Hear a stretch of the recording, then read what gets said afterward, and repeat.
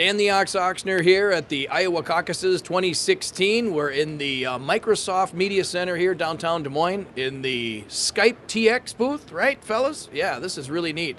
You can kind of see it's glassed in, so they're showing us some new equipment here, and maybe it's something we could make more use of. I know you'd love to see me instead of just hearing me, right? Okay, maybe that's not true.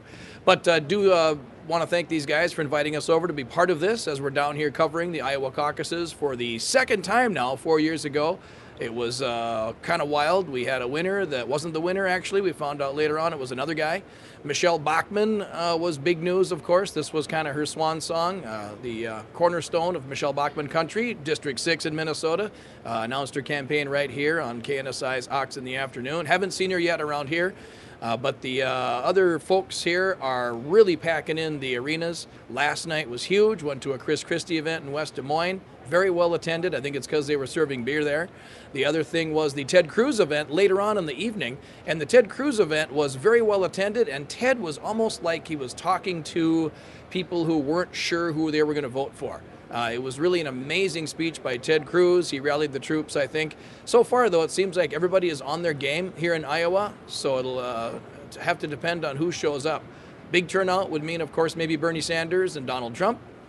Small turnout, traditional caucus goers, maybe not. I think the big question, for me anyway, my big question is, what happens with Marco Rubio?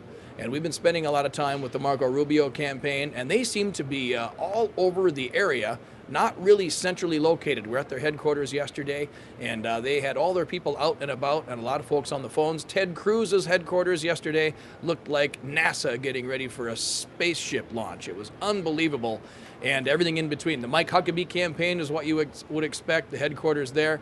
We talked to Jim. He was chewing tobacco and enthusiastic about the results, but we probably kind of see where that's going. So whether Iowa is a surprise or something predictable, one thing that is a relief for me after covering this election for so long is to finally be here, to finally be in Iowa, and to finally have some meaningful votes counted. All the polls in the world go by the wayside now. It just doesn't matter. It's finally time for the American people to speak. Doesn't matter what the media says. Doesn't matter with all these people. I know we've got people from every network, people from every country.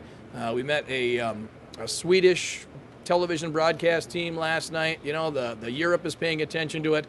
But again, nothing matters until tonight in Iowa. Finally, the first poll numbers by the American people. This is called a caucus. In a week, we'll be in New Hampshire for an actual primary, on to South Carolina Super Tuesday. So we'll see what happens. But momentum is huge. Bernie Sanders wins here. Bernie Sanders wins in New Hampshire. Guess what?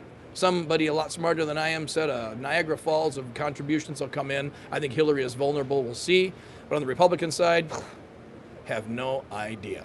But thanks again to the folks at Microsoft and Skype for having us here.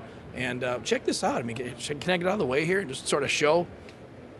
Hey, look at what's going on here. Look at all this stuff. Look at all these fancy television people. You can see them up there. They're doing their thing.